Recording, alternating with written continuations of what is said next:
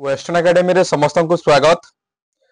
आज आम SSB lecturer पाई जो केस होता से केस विषय आलोचना करवा। विशेष भाव में इटा आमर एसएसबी एस्पिरेंट मान जो माने दीर्घ 9-10 मास है ए परीक्षा पाई प्रिपेरेशन होउचंती से मानक पाई किछि इन्फॉर्मेशन जे आमर जो हाईकोर्ट रे केस होइथिला तार स्थिति कौन है, वर्तमान स्टेटस कौन अच्छी से विषय आज आम आलोचना करवा।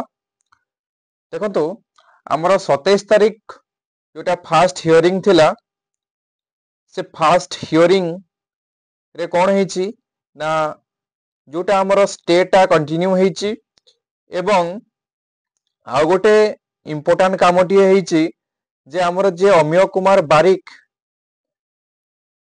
जे पूर्वरु केस विन करथिले एवं जयप्रकाश एमानंकु ए दुई जन को कौन करा जायछि ना नोटिस करा जायछि।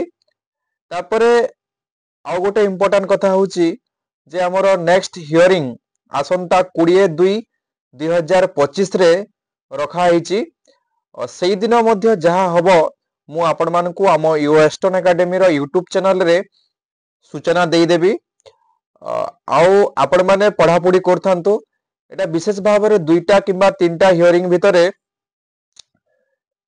केस टी फाइनल हेबार संभावना अछि। कारण मु बुझुथिली जो माने ए एजुकेशन सेक्टर रे बा रिक्रूटमेंट को नेकी केस पूर्वर होइथाय ता विशेष भाव में 2टा किंबा 3टा हियरिंग भितर से केस टी क्लोज हुए बा तार जजमेंट टी आसी जाए। तेणु करी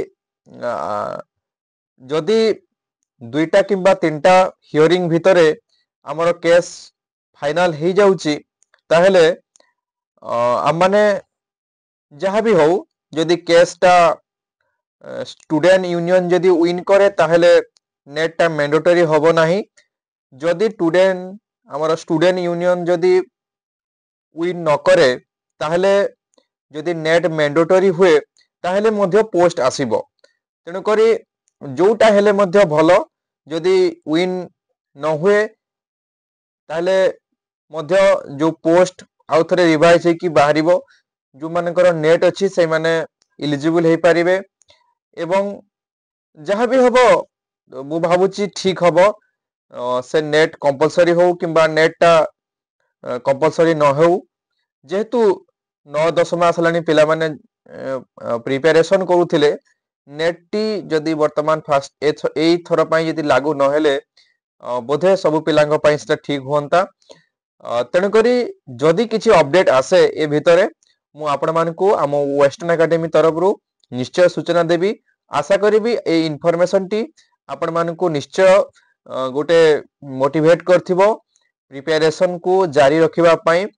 आ गोटे कथा मु सब बेले कहि देबा को मु चाहे जे परिश्रम रो रंग टिके धीरे धीरे लागे किंतु निश्चय दिने लागिबो।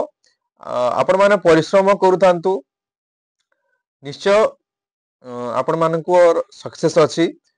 वेस्टर्न एकेडमी रो यूट्यूब चैनल को आपण वाच करथुवारु आपण मानकु वेस्टर्न एकेडमी परिवार तरफ रु धन्यवाद।